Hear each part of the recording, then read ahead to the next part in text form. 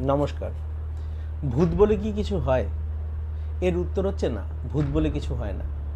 যদি মানুষ মরে গেলে ভূত হতো, তাহলে ভাবুন কতদিন ধরে মানুষের জন্ম হয়, মৃত্যু হয়। আর শুধু মানুষ না, পশু পাখি কীট পতঙ্গ সবারই জন্ম মৃত্যু আছে। যদি সবাই মরে গেলে ভূত হতো, তাহলে চারিদিকে ভূতেই পড়ে যেত, মানুষ বলে কেউ থাকতো না। কিন্তু মন কি সেই যুক্তি বোঝে? মন কিছুতেই মানতে চায় না। মন কিন্তু ভূতে ভয় পায়। আমি একটা উদাহরণ দিচ্ছি। ধরুন আপনি কোনো একটা গ্রামে ঘুরতে গেছেন কোনো বন্ধুর বাড়িতে। সেখানে আপনি ডিনার ফিনার করে রাত্রিবেলা একটু বেরিয়েছেন পায়চারি করতে, একাই বেরিয়েছেন। কিছু দূর যাওয়ার পরে হঠাৎ করে কারেন্ট চলে গেল। এবার কি? মফস্বল শহর বা ছোট শহর বা ছোট গ্রাম, সেখানে চারিদিকে অন্ধকার। আপনি একা দাঁড়িয়ে আছেন রাস্তায়, কী করবেন, কোন দিকে যাবেন বুঝতে পারছেন না। চারিদিকে ঘুটঘুটি অন্ধকার। সেই সময় কিন্তু আপনার ভয় লাগবে, এবং সেই ভয়টা বাঘের ভয় না, সেই ভয়টা নেকড়ের ভয় না, আপনার কিন্তু ভূতের ভয় লাগবে। সেই ভূত যার কোনো বাস্তবে অস্তিত্ব নেই। এটাই বাস্তব, মানুষ ভূতে ভয় পায়। তা যাই হোক, আমাদের প্রত্যেকের জীবনেই হয়তো কোনো না কোনো সময় এরকম কিছু ভূতের বা ভয়ের অভিজ্ঞতা হয়ে থাকবে। আজকে সেরকমই একটা ঘটনা আপনাদের বলবো। সে সময় আমি ব্যাঙ্গালোরে থাকতাম। এটা 2009 কি 10-এর ঘটনা। আমি এবং আমার দুজন বন্ধু মিলে আমরা ব্যাঙ্গালোরে একটা পিজিতে থাকতাম, এবং আমরা বেসিক্যালি একটা সফটওয়্যার কোম্পানিতে চাকরি করতাম, এবং আমাদের অফিস যেটা ছিল সেটা আমাদের পিজির খুব কাছেই ছিল। আমরা আর কি মানে হেঁটে হেঁটে আর কি অফিস যেতাম। তা যেই সময়কার কথা বলছি, সেই পার্টিকুলার সময়তে আমার যে দুজন বন্ধু থাকতাম, আমরা বেসিক্যালি তিনজন মিলে যে থাকতাম, তার মধ্যে দুজন আর কি ওখানে ছিল না, ব্যাঙ্গালোরে ছিল না। একজন তখন বাড়ি গেছিলো, আর একজন হচ্ছে ট্রাভেল করছিল, মানে কোনো একটা দেশে ট্রাভেল করছিল আর কি অফিসের থেকে। তা ওই সময় আমি একাই পিজিতে ছিলাম। তা সেরকম একদিন কি হয়েছে, যে যে পিজিতে আমরা থাকতাম বেসিক্যালি সেটার কিছুটা স্ট্রাকচার বলি। সেটা হচ্ছে একটা দোতলা বাড়ি ছিল। সেটা সিভি রামন নগর বলে একটা জায়গা, সেখানে। এবং নিচতলায় হচ্ছে আমাদের যে বাড়িটা, সেই বাড়িটার ওনার থাকতো। সেই ওনার হচ্ছে একজন বয়স্ক লোক এবং তার ওয়াইফ। এবং ওপরের তলায়, ফার্স্ট ফ্লোরে, আমি এবং আমার বন্ধুরা পিজি করে থাকতাম। তা এবার সেই দিন ছিল শনিবার দিন, ঠিক আছে? শনিবার দিন আমি অফিস গেছি। এই প্রসঙ্গে আরও একটা কথা বলে রাখি, যে আমার যে পিজির ওনার ছিলেন, যিনি মানে বয়স্ক লোক, তিনি বেসিক্যালি কানাডা ছিলেন, এবং তিনি হিন্দি ইংরেজি কিছুই বলতে পারতেন না, মানে জাস্ট কোনো মতে আর কি কমিউনিকেট করে আমরা চালাতাম। এবং তিনি বেসিক্যালি ক্যান্সারের পেশেন্ট ছিলেন, ঠিক আছে? অনেকদিন ধরেই ক্যান্সারে ভুগছিলেন। আর ভীষণ মানে খিটখিটে একটা লোক ছিলেন, মানে প্রতি মাসে কিছু না কিছু নিয়ে আমাদের সাথে ঝামেলা লেগেই থাকতো। আমাদের একদম পছন্দ করতেন না। এমনিতেও ব্যাঙ্গালোর বা সাউথ ইন্ডিয়াতে যারা নর্থ ইন্ডিয়ান আমরা ছেলেরা যাই বা থাকি বা থাকতাম, তাদের যে তারা সবসময় খুব বেশি ওয়েলকাম করে তা না। এবং তার রিজনও আছে, কারণ ধরুন আমরা যারা ব্যাচেলার ছেলে নর্থ ইন্ডিয়া থেকে ওখানে গিয়ে থাকি, তাদের লাইফটা কিন্তু অতটা রেগুলার হয় না।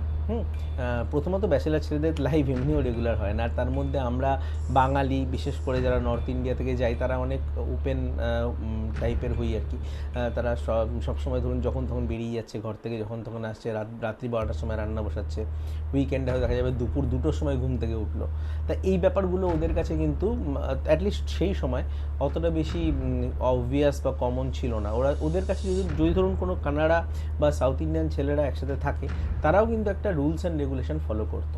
এই ধরনের আর কি ব্যাপার ছিল। যেহেতু আমরা আর কি সেরকম কোনো মানে নিজেদের দুনিয়ায় থাকতাম, আমার মনে হয় সেটাই রিজন ছিল যে আমাদের খুব একটা বেশি কিন্তু পছন্দ করতো না।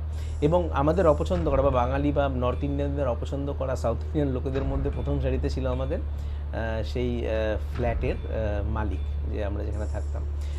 তা কিছু না কিছু নিয়ে প্রতি মাসেই ওনার সাথে একটু টাসেল আমাদের হতো। তো যাই হোক, তা যেদিনকার ঘটনা আমি বলছি, সেদিনকার আমি একাই ছিলাম, আমাদের বন্ধুরা যেহেতু ছিল না। আর সেদিন ছিল শনিবার দিন। আর শনিবার দিন আমাদের ছুটি থাকতো, আমাদের শনি রবি অফিস ছুটি থাকতো, আমি বাড়িতেই ছিলাম। কিন্তু কী হয়েছিল কি, বাড়িতে থাকলে পরেও আমার খুব মানে একটা কাজের প্রেশার ছিল। আর যেহেতু অফিসটা খুব সামনে, আমি জানতাম সোমবার দিন গিয়ে একটা প্রচুর কাজের চাপ পড়ে যাবে। আমি সেদিন ভাবলাম যাই, গিয়ে অফিসে গিয়ে ঘন্টা 3-4 কাজ করে আসি। আর ওই সময় আমাদের আবার ল্যাপটপ ছিল না, মানে অফিসের ডেস্কটপে গিয়েই কাজ করতে হতো অফিসের নেটওয়ার্কে। তা আমি কিছু একটা ব্রেকফাস্ট করে আমি অফিস চলে গেছি। অফিসে গিয়ে কাজ টাজ করে ধরুন কটা হবে, ধরুন 1:30-2টো নাগাদ আমি বাড়ি ফিরেছি, এবং বাড়ি হওয়ার ফিরেছি কি মাংস কিনে ফিরেছি। আজকে ভাবলাম আজকে মাংস রান্না করবো। তো যাই হোক, মাংস কিনে জিনিসপত্র নিয়ে আমি ফিরছি। যখন বাড়ির সামনে এসেছি, মানে যেখানে থাকতাম ফ্ল্যাটটার সামনে এসেছি, দেখছি খুব ভিড়, মানে প্রচুর লোক আর কি। তা আমি এপাশ ওপাশ সরিয়ে সরিয়ে সামনে গেলাম। সামনে গিয়ে দেখলাম যে ভিড়টা আমাদের পিজির সামনেই, বা আমার বাড়ির সামনেই, বেসিক্যালি আমাদের ফ্ল্যাটটার সামনেই। তা সেখানে দেখলাম যে যে নিচের তলা যেখানে আর কি ওনার থাকতেন, তার দরজার সামনে একটা খাটে ওনারকে, মানে ওই লোকটাকে শুইয়ে রেখেছে, তিনি বেসিক্যালি মারা গেছেন। আর প্রচুর লোক এসছে। তা আমি একটু অবাকই হলাম, কারণ ওনার ক্যান্সার ছিল আমি জানতাম, কিন্তু হট করে যে ওইভাবে মারা যাবেন তার লক্ষণ আমি আগে দেখিনি। তা যাই হোক, তা একটু অবাকই হলাম।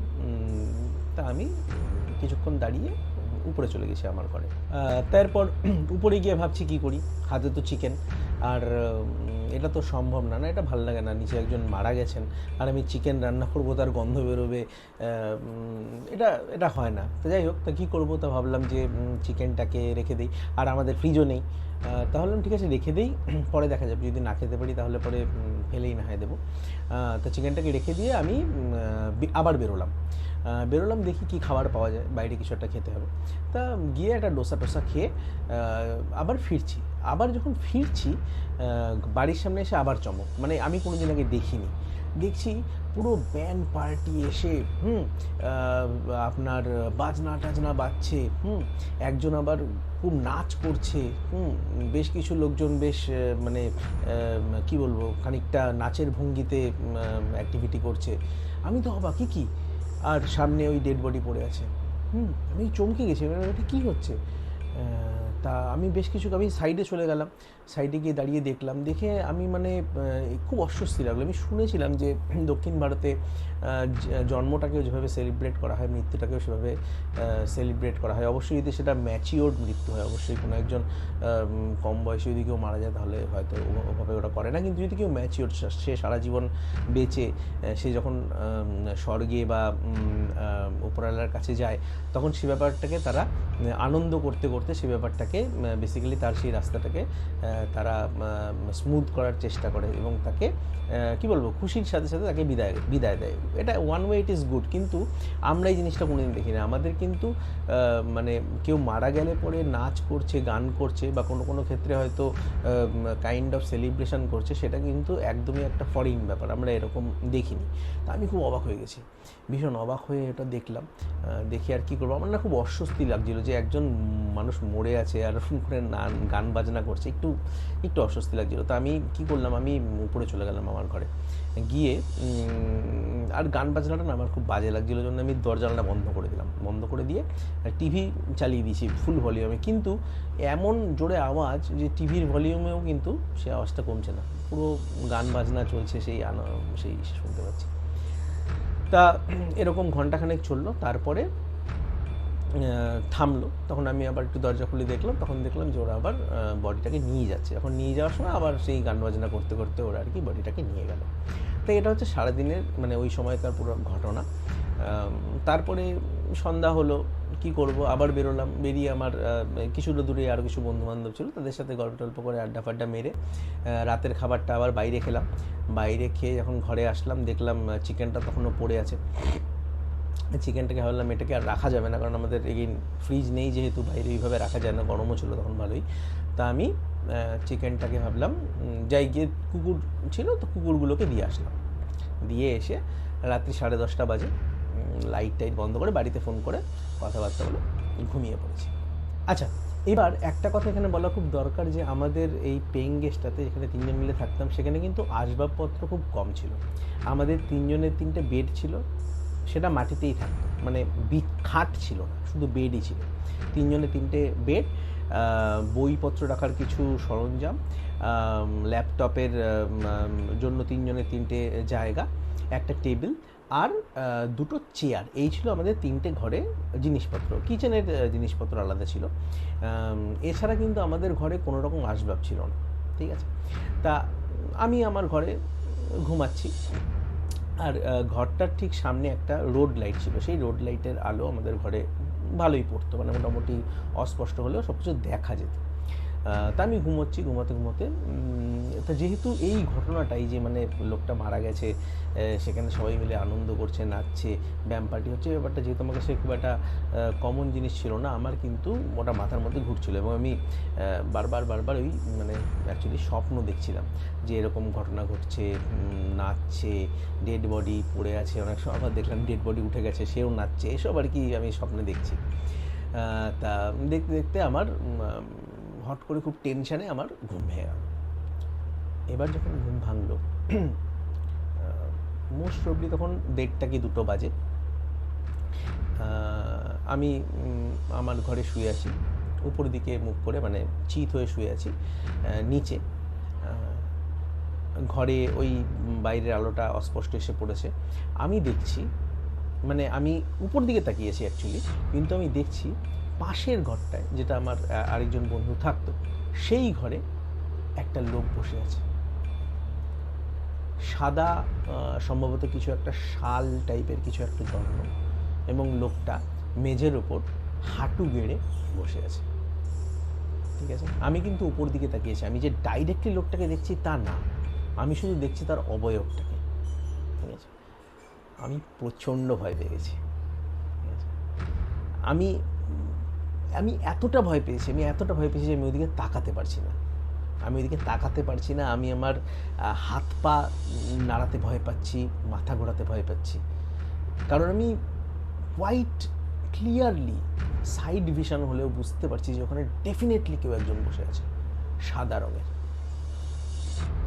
তা আমি প্রচণ্ড ভয় পেয়ে গেলাম, ভয় পেয়ে গিয়ে আমার দরদর করে ঘাম হচ্ছে, আমি কি করব বুঝছি না, মানে কথা বলারও শক্তি আমার নেই ওই মুহূর্তে। এরকম করে আমি অন্তত 5 মিনিট পড়েছিলাম। 5 মিনিট পরে যখন খানিকটা হলেও আমার একটু কনফিডেন্স এসছে, তখন আমি একবার ভাবলাম যে না, এইভাবে হতে পারে না, এইভাবে আমি শুয়ে থাকলে পরে হবে না, আমাকে একটু জোর নিয়ে দেখতেই হবে কে বসে আছে। দেখি, আমি তখন ঝট করে একবারে মুখ ঘুরিয়ে তাকাই, এবং তাকিয়ে যেটা দেখি, অফকোর্স ভূত তাকানো সম্ভব না, বাইরের কেউ ঘরের মধ্যে বসে থাকা সম্ভব না, দেখি যে আমাদের যে দুটো চেয়ার ছিল, নীলকমলের চেয়ার অ্যাকচুয়ালি, সাদা রঙের, সেটা কখন জানি ভুল করে ওই ঘরের মাঝখানে রেখে দিয়েছিলাম। আর যেহেতু আমি মানে এই ঘরে ঘুমাচ্ছিলাম, ঘরে অতটা পরিষ্কার আলো ছিল না, উপরের দিকে তাকিয়ে সাইড ভিশনে কিন্তু স্পষ্ট মনে হচ্ছে একজন লোক বসে আছে। যাই হোক, তারপরে ওটা দেখার পরে আমার প্রাণ আসলো, অ্যাকচুয়ালি শরীরে প্রাণ আসলো।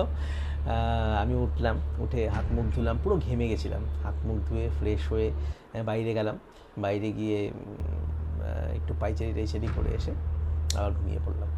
যাই হোক, এইটা সেই দিনকার একটা অভিজ্ঞতা, যদিও ঠিক ভূতের না, কিন্তু প্রচণ্ড পরিমাণে ভয় পেয়েছিলাম আমি সেদিন, আর সেটাই আপনাদের সাথে শেয়ার করা ছিল। আশা করি আপনাদের ভালো লেগেছে। পরে আরও একদিন আরও একটা গল্প নিয়ে আসবো। ধন্যবাদ, নমস্কার।